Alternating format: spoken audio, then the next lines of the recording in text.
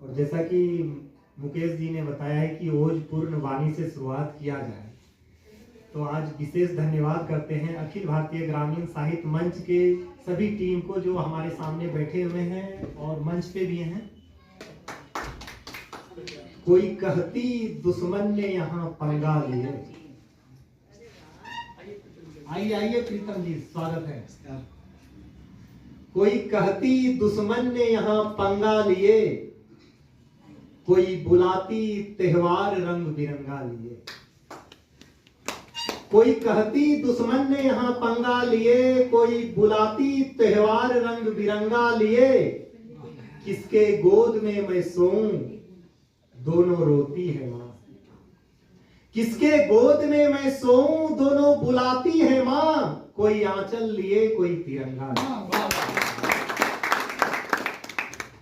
और एक ये फौजी भाइयों की जीवनी है एक तरह का, कि जो कि अपने गांव में मोहब्बत कर लेते हैं, उसके बाद वो जब बॉर्डर पे जाते हैं, कोई आंचल लिए कोई तिरंगा लिए।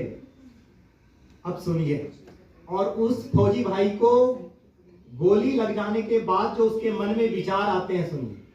मेरी महबूबा पहले तो डर जाएगी, मेरी महबूबा पहले तो डर जाएगी, धीरे धीरे फिर भी वो संवर जाएगी। घर में बैठी जो माँ कर रही इंतजार, कहीं सुन के खबर ऐसी मर जाए। तो शादी की भी सारी तैयारी हो चुकी है। उसके बाद क्या होता है, मैंने सोचा था अब तो सजन बन गया, मैंने सोचा था अब तो सजन बन गया, मेरी किस्मत ही मेरा वतन बन गया।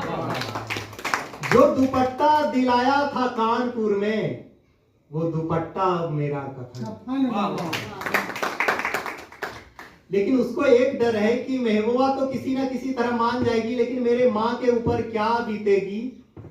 पहले रोएगी आफत में जान हो गया, फिर संभालेगी बेटा महान हो गया।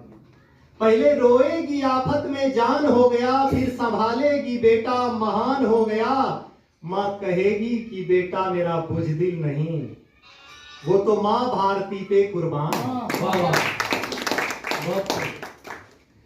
लेकिन एकाएक जो है, सोचिए, एक तरफ महबूबा है एक तरफ माँ है। अब जब दोनों की दुआएं एक साथ होने लगे तो क्या होता है, वो बेचारा हार के कहने लगता है, कभी अलविदा न कहना गले हार हो गया। के ऊपर तो उनके मन में विचार आने लगे, अब तो मेरा ये अंतिम यात्रा है। कभी अलविदा न कहना गले हार हो गया, एक सरहद पे ऐसा चमत्कार हो गया। कभी अलविदा न कहना गले हार हो गया, एक सरहद पे ऐसा चमत्कार हो गया। माँ और महबूबा ने इतनी कर दी दुआ, माँ और महबूबा ने इतनी कर दी दुआ, ठीक होकर वो फिर से तैयार हो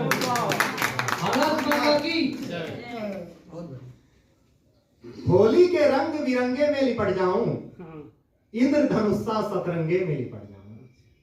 होली के रंग बिरंगे में लिपट जाऊं, इंद्रधनुषा सतरंगे में लिपट जाऊं। मैं भी चाहता हूं देश सेवा करना, मैं भी चाहता हूं देश सेवा करना, पर किस्मत कहां की तिरंगे में।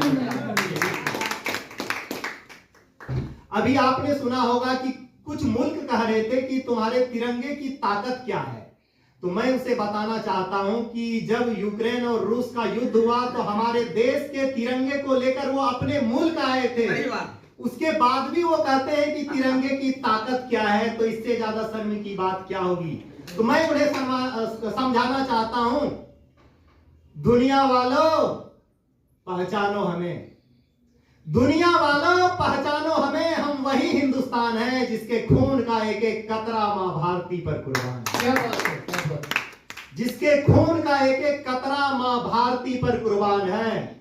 तुम्हें एतराज है 52 सेकंड के राष्ट्रीय गान से, तुम्हें एतराज है 52 सेकंड के राष्ट्रीय गान से। कुछ तो सीखो खान सर और अब्दुल कलाम से। हम जात धर्म मजहब से ऊपर हिफाजत की बात करते हैं। हम जात धर्म मजहब से ऊपर हिफाजत की बात करते हैं। मेरे सीने में भगत सिंह रहते हैं, हम भारत की बात करते हैं।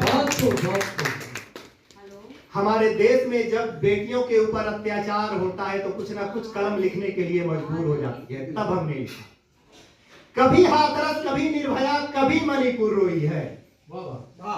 कभी हाथरस कभी निर्भया कभी मणिपुर रोई है, सरहद पर तो बेटा खोते घर में बेटी खोई है। कहां सोई है अंधा कानून, कहां सोई सरकार है। कहां सोई है अंधा कानून, कहां सोई सरकार है। सच को सच लिखने वाला अब बचा कहां अखबार है। जुर्मी को जिंदा दफना दो चाहे किसी इमारत में।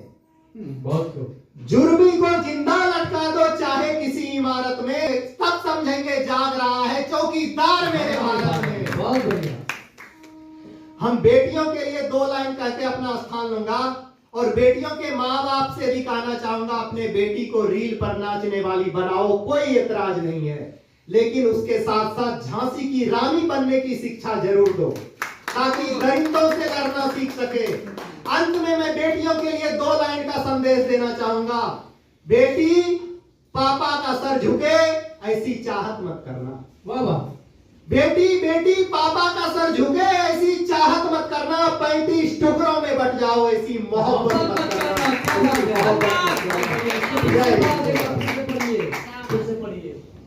बेटी पापा का सर झुके ऐसी चाहत मत करना, 35 टुकड़ों में बट जाओ ऐसी मोहब्बत मत करना। जय हिंद, जय भारत।